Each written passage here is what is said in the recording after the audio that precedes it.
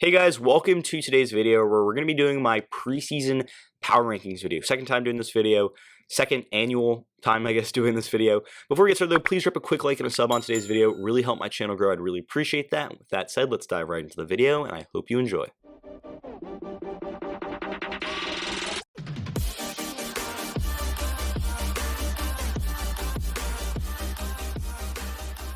So here we go, power rankings number 32. Of course, it's going to be the Houston Texans. There's really no one else that really compares to them. You know, their roster is really devoid of talent. They traded away some of their talent. They traded away Shaq Lawson. This team isn't going to be good this year, right? Wide receiver situation behind Brandon Cooks is a mess. Their offensive line's a mess. Obviously, Deshaun Watson not being their quarterback is going to hurt them.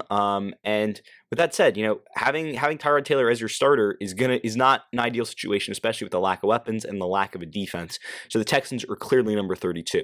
At number 31 is going to be the New York Jets. I know they have Zach Wilson, but at the end of the day, I still think this team is not talented enough. It's really not. Their defense has been getting better over the past few years, but they still play in a very tough division. They're not going to be able to really compete with the Patriots, the Dolphins, or the Bills yet. And I don't think their wide receivers are really good either. I don't really like Corey Davis. I thought that was an overpriced move. Obviously, lost Carl Lawson for the entire year. Their offensive line is still an absolute mess. They just don't have enough talent on this team. At number 30 is going to be the Jacksonville Jaguars. And this might be a little bit surprising, but after losing Travis Etienne for the rest of the season, I don't mind their offense. I think their offense will be fine. Their offensive line's a little bit below average, not really good in run blocking or pass protection. They definitely need to improve in both of those categories. And I think they're returning all 5 starters from last year, if I can remember correctly. And then defensively, this team, once again, CJ Henderson doesn't look like he is a long-term option at corner. And the rest of the defense is really lackluster. They've got some pieces to build around, guys like Miles Jack, guys like Josh Allen, but overall, this is one of the worst rosters in the NFL. And I think Trevor Lawrence will definitely help it, but going into the season, they're number 30 for me. At number 29, the Atlanta Falcons. The only reason the Falcons are above the Texans, the Jets, and the Jags are because they have Matt Ryan, they have Calvin Ridley, and they have Mike Davis as well as Kyle Pitts. Those 4 guys are going to carry this team. This team will win 4 or 5 games next season because of their offense and those high-end playmakers. Even a guy like Mike Davis was very successful in Carolina last year, and I think he can have similar success with the Falcons with the subpar O-line, but overall some really good weapons around him on that offense. Defensively, this is going to be one of the worst defenses in the NFL. It's that simple, and that's really the reason why they're ranked so low. This is definitely going to be a top-half offense, in my opinion, with about an average to below-average offensive line and some really good weapons on the outside with a veteran quarterback, but the defense is going to let them down. 28, Detroit Lions. For me, this is a rebuilding team. They've got DeAndre Swift in the backfield. I liked the move to get Jared Goff, giving up Matthew Stafford, but gaining a lot of draft capital for future years.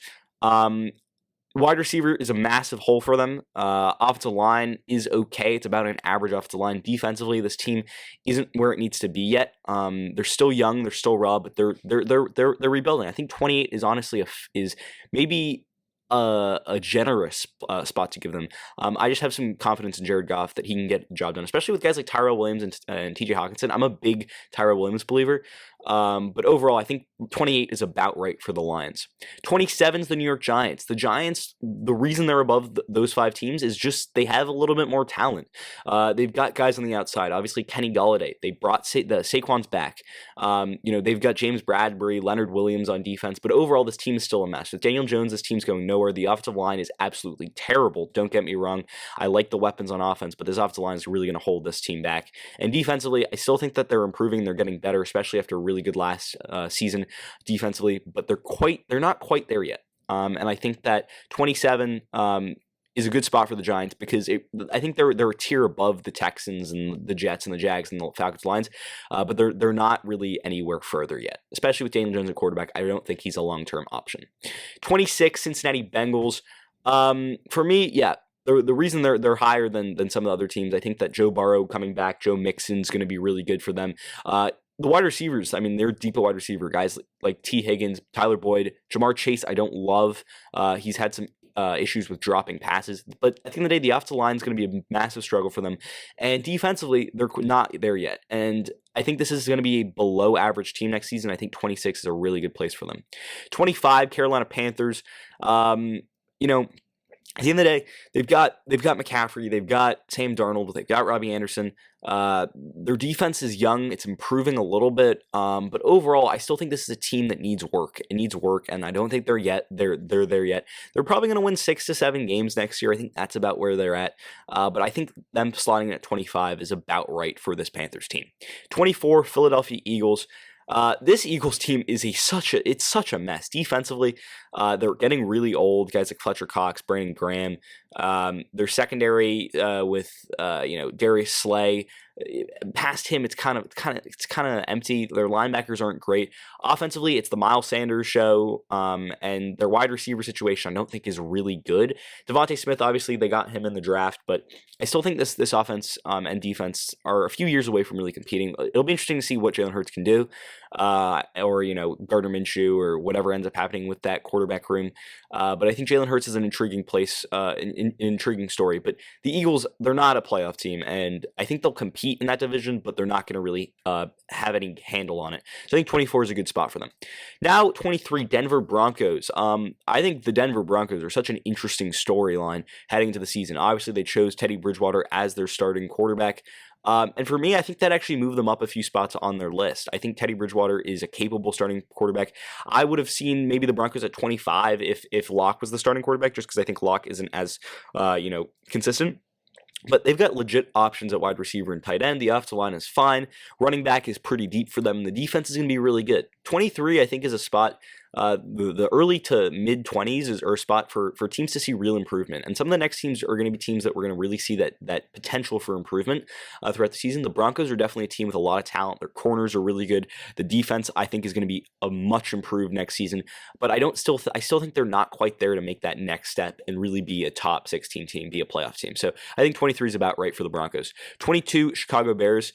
I know Andy Dalton starting the season. I know that's the case. But I think that the Bears and the players they have, at wide receiver, guys like Allen Robinson, running back David Montgomery, the offensive line is not good whatsoever. And I think the offense is going to really struggle this year. However, once Justin Fields comes in, I think this team is going to light the lamp. That's why I put them at 22, is because they're with Andy Dalton. They're towards the back end of my power rankings, but the potential and the bright future that I think that they could have this season is why I have them at 22. Defensively too, I mean, they're still going to be an above average defensive unit because they're coached really well. And that's that. I mean, the Bears, I think, are in a little bit of no man's land where I think they're a year or two away from really competing once they really build that offensive line, give Justin Fields some time. But for now, I think 22 makes sense. 21, Las Vegas Raiders. Anytime you've got Derek Carr, anytime you have Darren Waller, and you've got a deep run game, you're going to be able to compete. Defensively, though, this Raiders team is still a mess. Their corners are bad. Their safeties are bad. They try to improve their defensive tackle position by signing like 4 or 5 like veteran defensive tackles to like $3 million deals. And they trade away big parts of their offensive line. If that wasn't the case, I could have seen them easily in the top 16. This is a team that should be competing for the playoffs. Derek Carr is a legit NFL quarterback. I made a video on that a while back where I broke him down, but I really like his game, and I really like the players that they have in Las Vegas on offense. Wide receiver isn't really deep for them. Henry Ruggs, it'll be interesting to see what he's able to do. But for now, 21 makes sense for this Raiders team just because their defense isn't there yet, and I don't think it can complement their offense, especially a Raiders defense that really struggled stopping the run last year. 20, New Orleans Saints, and I think this makes sense. Michael Thomas isn't there for the first 6 weeks. Who knows what's going to happen with Jameis Winston? Is he really trusted? And your number one receiver right now is Marquez Callaway. Nonetheless, though, they're still the New Orleans Saints. They're one of the best coached teams in the NFL with Sean Payton. And they've still got Alvin Kamara, a terrific offensive line, and some really good defensive players. Behind Marshawn Lattimore at corner, a little bit weak. But at the end of the day, good pass rush, good linebackers, solid first corner, and a pretty solid offense with a good O-line. Solid quarterback-ish, I guess, and, Taysom Hill doing whatever he does. But for those first 6 weeks, I think we'll see them towards the back end of our power rankings, just out of a playoff spot for now. Just in a tough NFC, too, especially a tough NFC South that I think is going to be kind of competitive. I think that the Falcons and the Panthers are going to be able to compete with the Saints this year, or at least a lot more than they have been able to in years past. And that will, obviously, Tampa Bay is going to run away with the division, but nonetheless, Saints at 20, I think is a good move. 19, Pittsburgh Steelers. This might seem like a little high or low, honestly, for them. It might be a little low for them. But to be honest, I'm not confident in the Steelers this year. They regressed a lot defensively. And I know I have the Pittsburgh Steelers defense in fantasy. I do have them in my fantasy football league. But, Joe Hayden's getting up there in age. They lost two of their starting corners in Steven Nelson, as well as their other slot corner. I forget his name. Wow. That's bad that I'm forgetting his name. Mike Hilton. There we go. Mike Hilton. Those were two big parts of their defense last year.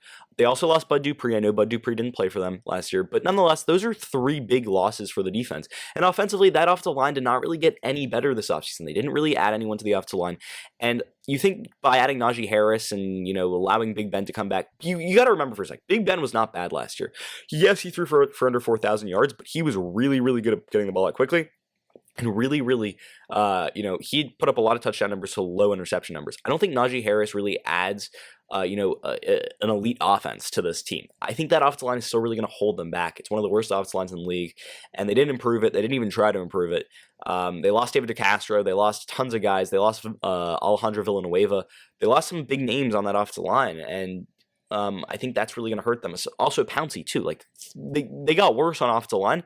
And they didn't really improve at that position. So that kind of concerns me, and I think that's the reason why they're so low on my power rankings. Number 18, Minnesota Vikings. I absolutely love this offense. Kirk Cousins, you've got Justin Jefferson, you got Adam Thielen, you got Dalvin Cook. Tight end, they just went out and traded for Chris Herndon with Irv Smith Jr. injured for a little bit. Offensive line, of course, it's going to be a little bit concerning. It's never been a strong suit for the Vikings. But defensively, re-signing Harrison Smith, I think this team is going to be in that conversation with the Bears for the second spot in that division. I really do. I think that they'll be in the running for a wild card deep into the season, as they always are, because Kirk Cousins always allows them to play in that situation. Defensively, I am concerned with their corners, but linebacker's always been a strong suit for the Minnesota Vikings, and Mike Zimmer's always coached a pretty solid defense. So I think that they'll be in that outside of the playoff picture this season. Then the New England Patriots at number 17. And honestly, this is kind of high for the New England Patriots. I think that they improved a lot this offseason. And by cutting Cam Newton, it really shows that Mac Jones won that starting job. And that gives me a lot of confidence for this New England Patriots roster. And it really gives me a lot of confidence for this team. I think that their offensive weapons and their offensive line is going to be one of the better ones in the NFL. And although they don't have a true number one offensive weapon, they've got a lot of options. They've got Nelson Aguilar, they've got Johnny Smith, they've got Hunter Henry, and Mac Jones knows how to spread the ball around. I'm confident in this offense. And defensively, Bill Belichick is one of the best to do it. Plus, they brought in Matt Judon, they brought in some pass rush, and Stephon Gilmore is going to be out for a while, but they still got J.C. Jackson. They're still pretty deep at corner, and this defense is always good. So at the end of the day, Patriots at 17, I think is right about where it's going to be. Number 16, Indianapolis Colts. For me, Carson Wentz and Quentin Nelson are both coming off injuries during training camp, and I think that's going to play a part, especially early in the season. They're still working their way back. Yes, they're healthy and they're participating in practice. But, actually, Carson Wentz, I think, is on the COVID list. But, I still am not 100% about them, week one. And defensively, this team's going to be good. T.Y. Hilton looks like he's going to be out for a little bit, too. Wide receiver for this Colts team and tight end has never been a strong suit. It's always been the offensive line in the run game. And to be honest, Carson Wentz after last year, it concerns me a little bit. I still think he's going to be able to bounce back. And I think that this defense is going to be among the best in the NFL once again. They did lose some guys up front to rush the passer. They lost Justin Houston. They lost Nico Audrey. But I think that they'll be able to find some talent to replace those guys. And, they still got DeForest Buckner. They still got Darius Leonard, who's the highest paid linebacker in the NFL. Secondary is still solid. And I still really like this Colts team. I think they'll be on the edge of that playoff picture, and I think that's why they'll be at 16. So now let's go to 15. 15, LA Chargers. Chargers are one of my favorite teams coming into this year. Herbert, Eckler, Keenan Allen, even getting a guy like Jared Cook, really underrated. Offensive line, much improved by getting Corey Linsley. Really addressed that need. Also, they got Rashawn Slater.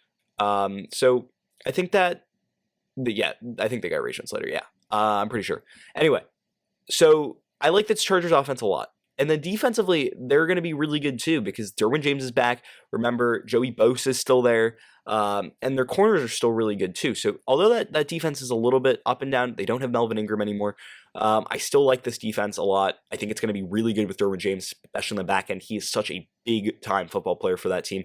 And offensively, this is going to be one of the top 10 offenses in the NFL. They're so high-powered, so dynamic, able to score from anywhere on the field. I really like what is coming in Charger land. 14, Dallas Cowboys. I think this is a fair representation. This is going to be a top 5 offense in the NFL. When you've got Dak Prescott, you've got Zeke, you've got a really good O-line. Once they get back and they're healthy, remember last year was really a tough time for injuries. They lost Tyron Smith last year, lost Lyle Collins for a big part. I mean, Zach Martin had to play tackle. But those guys are back, and I think that they're going to be really good. Obviously, Amari Cooper, Michael Gallup, CeeDee Lamb's supposed to have a really big year.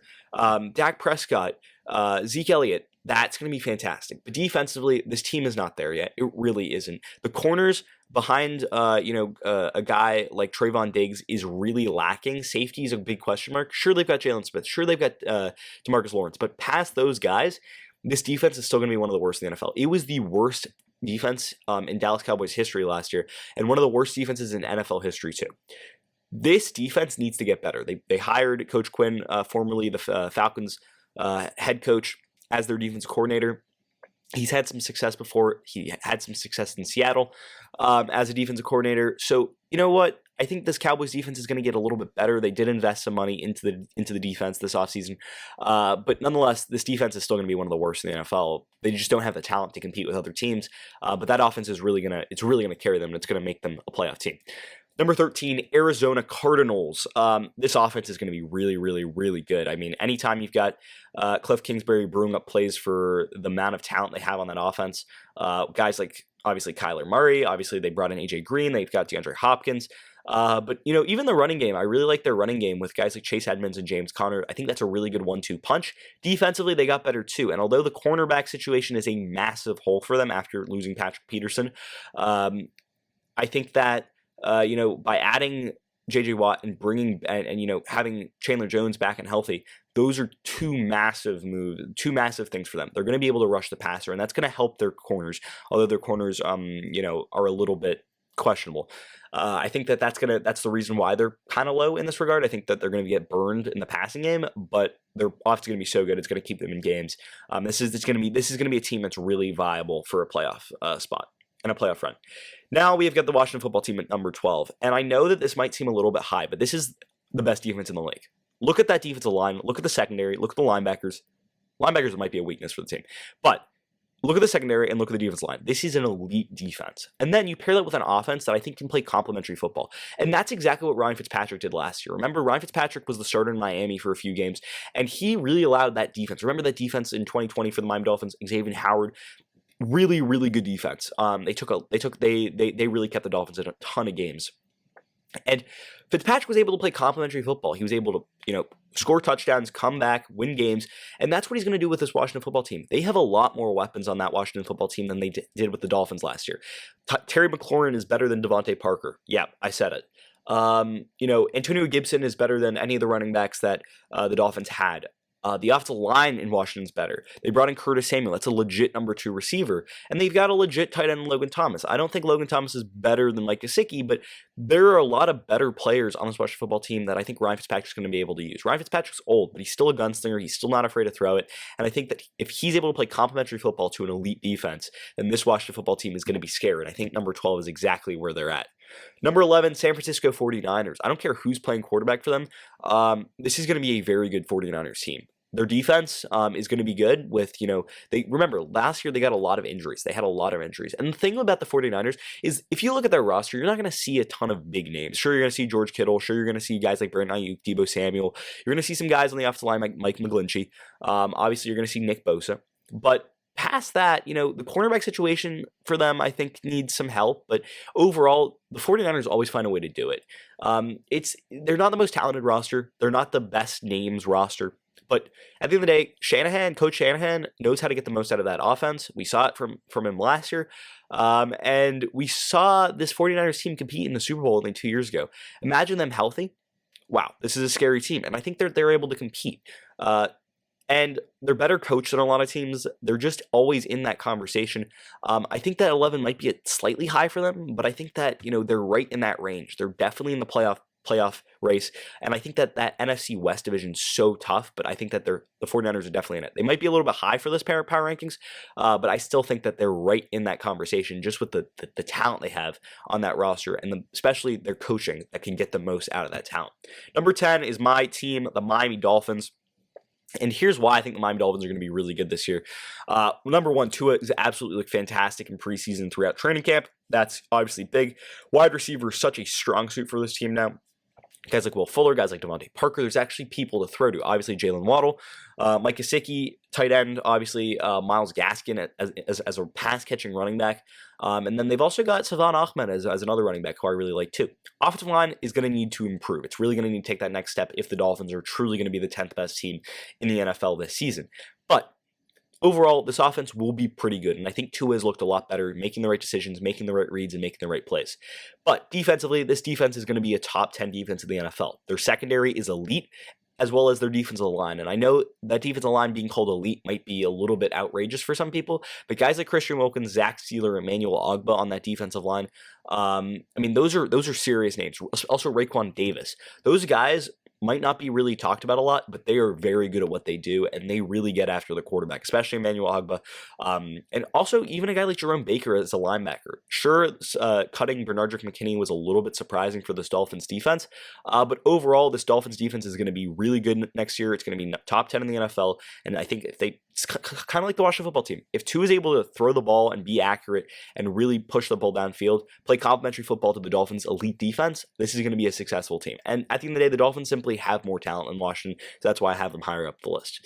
Number 9, Baltimore Ravens. I know this might seem high for the J.K. Dobbins after losing J.K. Dobbins, and after especially losing some guys on the defensive side of the football. Especially for the Ravens, they're not super deep at some positions on defense.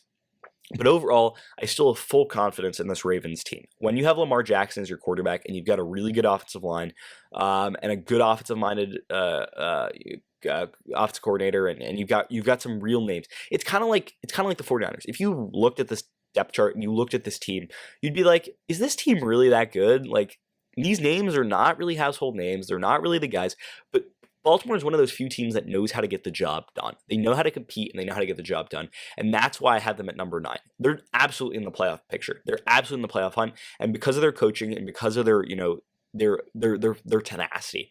And I think that they're going to be really good on defense too, especially with Marlon Humphrey, as well as some of the pass rushers they have there. I still think that team will be successful. And I know they lost Yannick Ngakoue.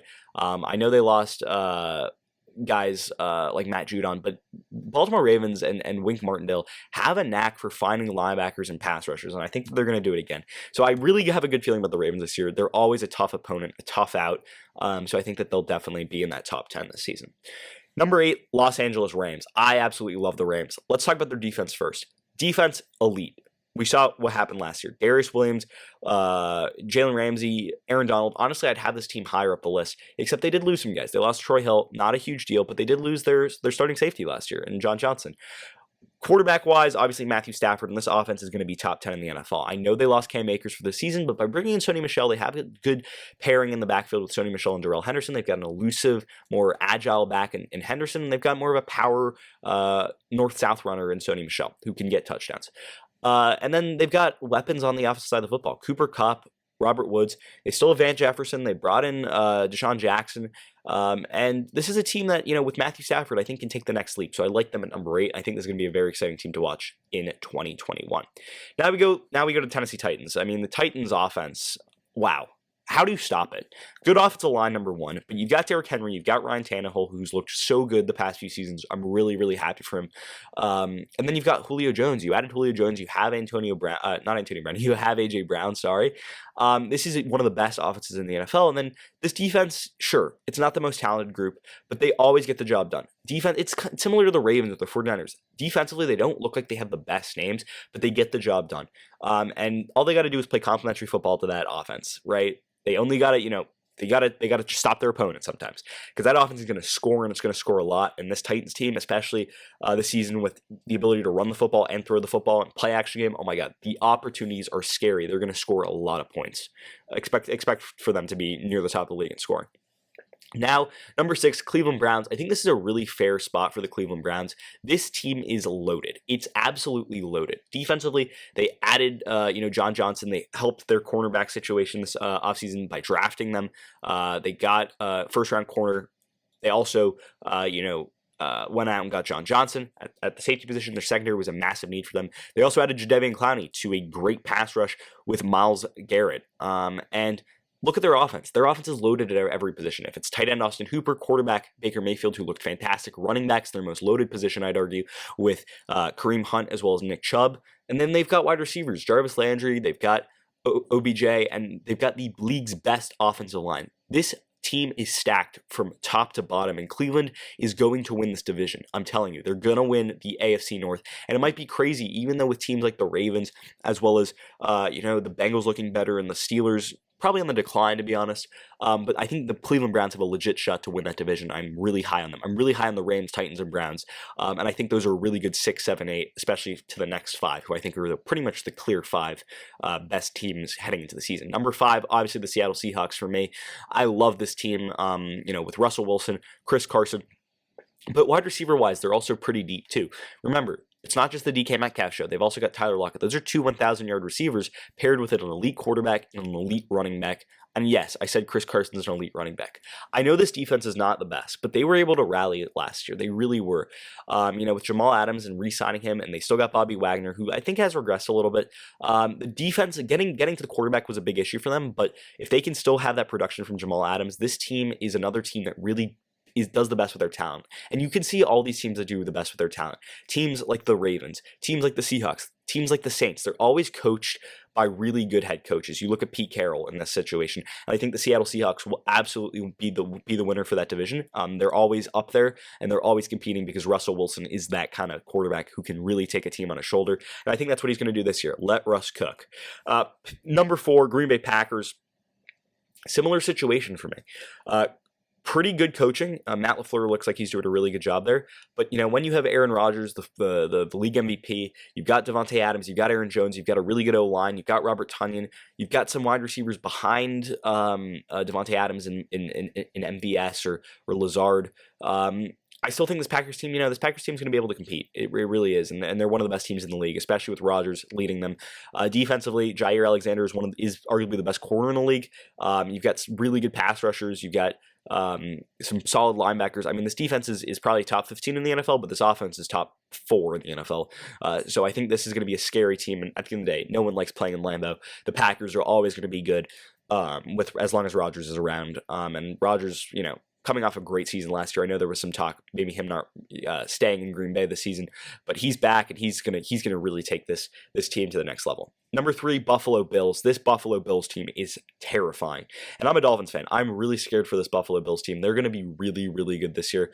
You just look at the Bills roster. Josh Allen, you've got the great wide receivers in Stephon Diggs, but they look unstoppable. Josh Allen looks unstoppable. His ability to be a dual threat quarterback, and you pair it with a good offensive line, but an elite defense, Trey White, Tremaine Edmonds. Their pass rushers have always been a concern for them, but this team is another team that gets the most out of their talent and most out of their players. This is going to be a scary team in the NFL, and they're really going to be a force to be reckoned with in the AFC. At number 2, Tampa Bay Buccaneers. I know they won the Super Bowl last year, and I know that they returned all 22 Super Bowl starters, but at the end of the day, I still like the Chiefs more. Yes, the Chiefs are number 1.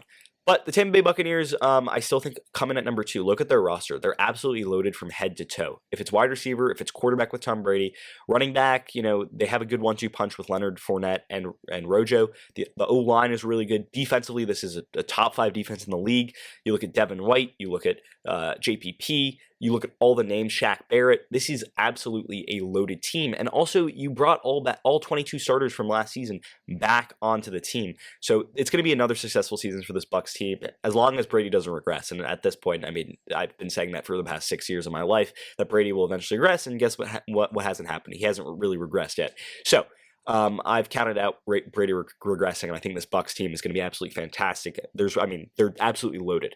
Talking about loaded, though, the Chiefs are even more loaded. Patrick Mahomes, Clyde Edwards-Helaire, they revamped offensive line with Joe Thuney and Orlando Brown, and wow, I'm excited. I'm really excited to watch this team. Tyreek Hill at wide receiver, Travis Kelce at tight end. The defense, is always good. It's always an underrated defense.